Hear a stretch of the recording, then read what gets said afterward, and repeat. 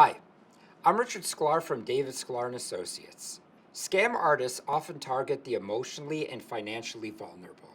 So, the COVID-19 crisis is the perfect opportunity for them to come out of the woodwork. Right now, you will have to be more vigilant than ever about detecting scams. It could save you from becoming a victim of identity theft and financial fraud.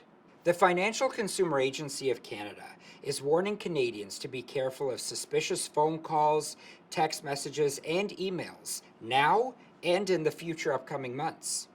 These could be scams designed to access your personal information, your contacts, or the contents of your bank account. Due to the current crisis, these scams will likely disguise themselves as legitimate organizations offering financial aid and relief. These are meant to reel people in when they feel desperate and panicked about their livelihood. Be cautious whenever you get a mysterious email, text message, call, or voicemail. Is it asking you to give out personal information? Does it need your credit card number? Does it want an account password? These are red flags.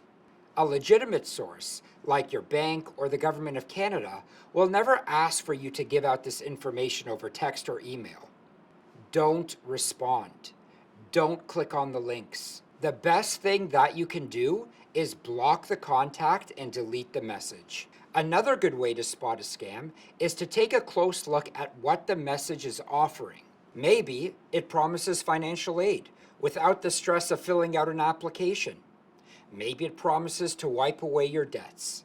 If it sounds too good to be true, it probably is. The financial repercussions of this pandemic are difficult enough. Adding a problem like financial fraud to your plate will make this stressful scenario even worse.